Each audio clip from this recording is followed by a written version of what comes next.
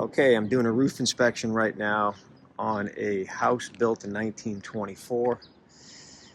As you can see, there's a lot going on up here. We got row roofing material, which looks like a torch down. And we got lots of flashings to deal with. We got an AC unit to look at. We got a furnace exhaust vent pipe over there. Over there is a chimney area.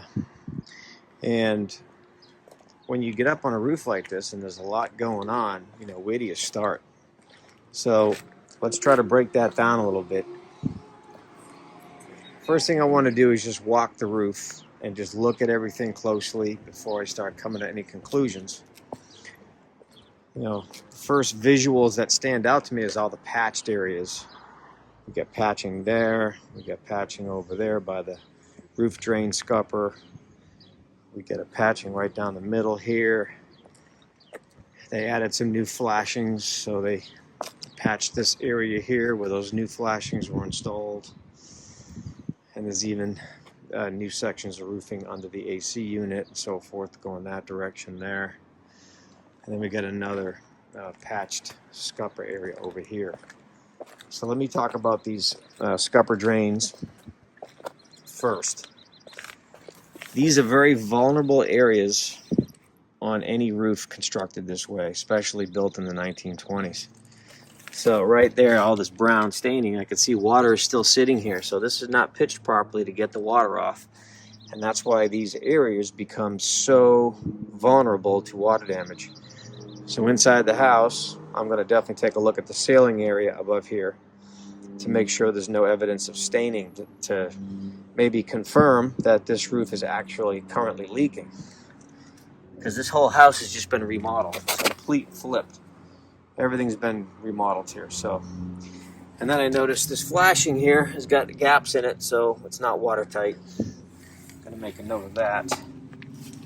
So my report is going to reflect a patched scupper area, open seams at penetrations right there, and evidence of water ponding. So I know that that little area is not pitched properly.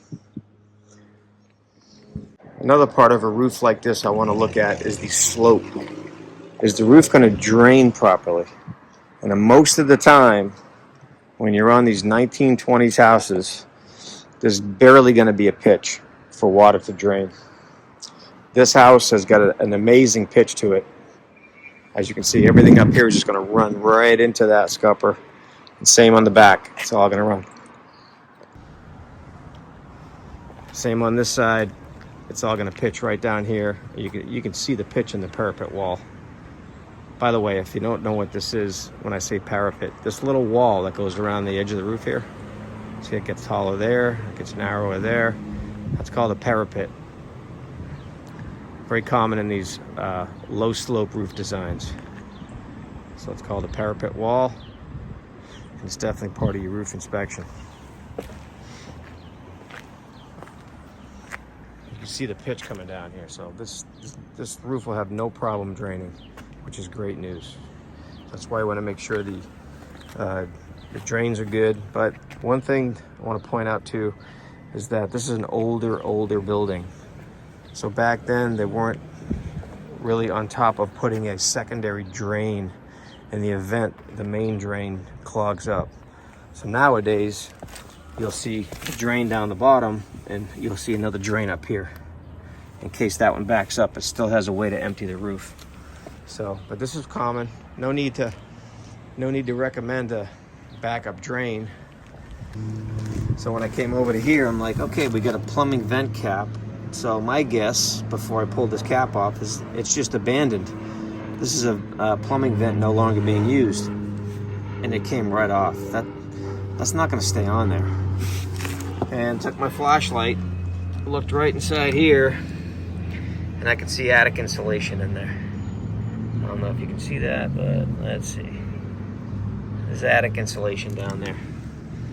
So instead of just, all this patchwork they did, they could have just cut this open, remove the pipe. There's still a galvanized pipe right there. Remove that short piece of pipe, fix the roof, and be done with it. But no, they do shit like this. And that's why we're here. Take a look at the roof and see if they're doing these Mickey Mouse repairs. This here was a bigger flashing.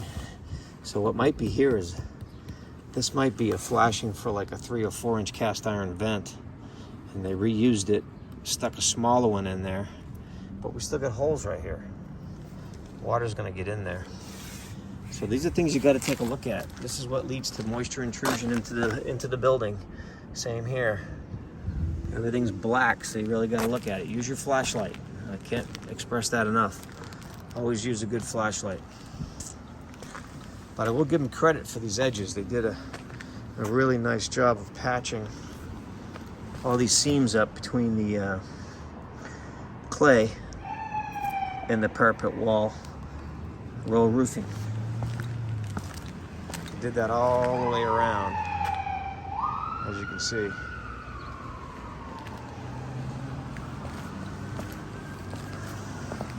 Then over here, we got clay tile right here. Doesn't look too bad. There's some old broken pieces, but overall it's not horrible, but I can tell they didn't touch this area when they remodeled the house. And this gutter is one of the original gutters to the house.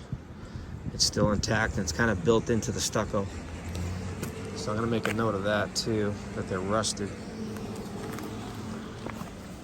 And then looking over here, these tiles are in better condition.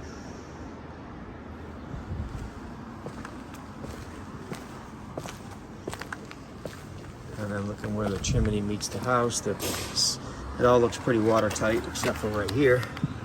I'm seeing some open seams right here. So I'm gonna make a note of that as well. Then on the side of the house here, we got another little area of roofing, which is also clay tile.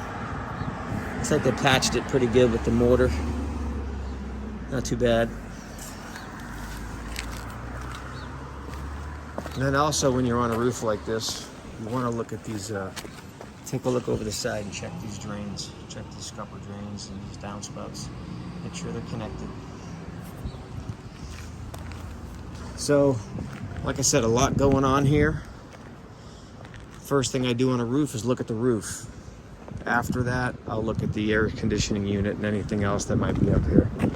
So, when you come up on a roof like this, and there's a lot going on, just stay focused, one section at a time, write it all up, and then move on to the next section. So, I'm gonna make all my notes on the roof, and then I'm gonna move myself over here to the air conditioning unit, check all the connections, check the electrical, make sure we got grounding in there, make sure it's actually in the on position like it's supposed to be, and that's it.